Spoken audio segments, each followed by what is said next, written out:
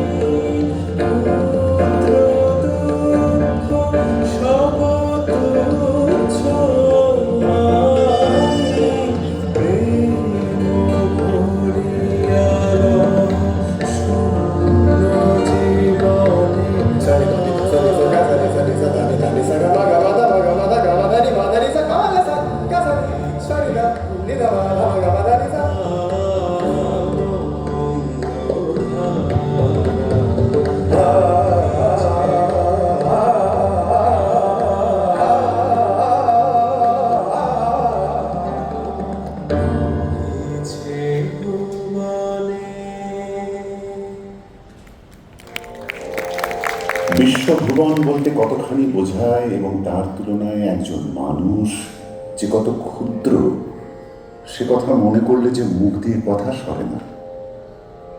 সমস্ত মানুষের মধ্যে আমি ক্ষুদ্র, আমার সুখ দুঃখ কতই অকিঞ্চিতকর। সৌরজগতের মধ্যে সেই মানুষ এক মুষ্টি বালুকার মতো যৎসামান্য, এবং সমস্ত নক্ষত্র লোকের মধ্যে এই সৌরজগতের স্থান এত ছোট যে অঙ্কের দ্বারা তার গণনা করা দুঃসাধ্য। আমি যাকে আজ আমি বলছি এর আর কোনো দ্বিতীয় নেই। ঈশ্বরের অনন্ত বিশ্ব সৃষ্টির মধ্যে এই সৃষ্টি সম্পূর্ণ অপূর্ব।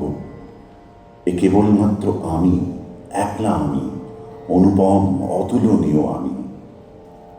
হে আমার প্রভু, সেই যে একলা আমি, বিশেষ আমি, তার মধ্যে তোমার বিশেষ আনন্দ, বিশেষ আবির্ভাব আছে। এই আমিটিকে আর সকল হতে স্বতন্ত্র করে অনাদিকাল থেকে তুমি বহন করে আনছ। সূর্য চন্দ্র গ্রহ তারার মধ্যে দিয়ে একে হাত ধরে নিয়ে এসেছ, কিন্তু কারো সঙ্গে একে জড়িয়ে ফেলনি।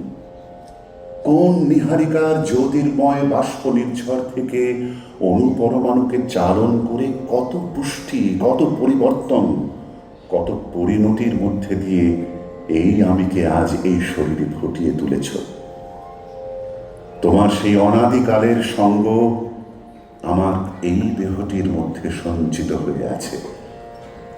পৃথিবীর ক্ষেত্রে আমার এই মানব জন্ম তোমার সেই বিশেষ লীলাটিকে যেন সৌন্দর্যের সঙ্গে, সঙ্গীতের সঙ্গে, পবিত্রতার সঙ্গে, মহত্বের সঙ্গে সচেতনভাবে বহন করে নিয়ে যায়। আমাতে তোমার যে একটি বিশেষ প্রতিষ্ঠান আছে সে কথা যেন কোনোদিন কোনো মতেই না ভুলে। অনন্ত বিশ্ব সংসারে এই যে একটি আমি হয়েছে, মানব জীবনে এই আমি সার্থক হোক।